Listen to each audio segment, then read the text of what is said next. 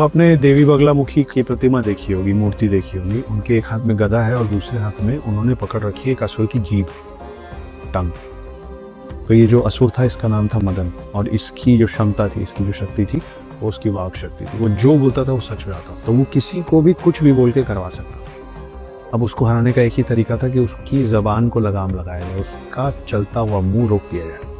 इसीलिए वो मूर्ति इसी चीज का प्रतीक है कि बिना उससे युद्ध किए असुर मदन का बगलामुखी ने एक हाथ से जीभ पकड़ी, दूसरे हाथ में गदा था, ताकि वो कुछ बोल ही ना पाए। जब वो कुछ बोल ही नहीं पाया तो बिना लड़े हार गया, क्योंकि उसका सुपर पावर वही था, उसकी शक्ति वही थी, और उसको बोलने ही नहीं दिया गया।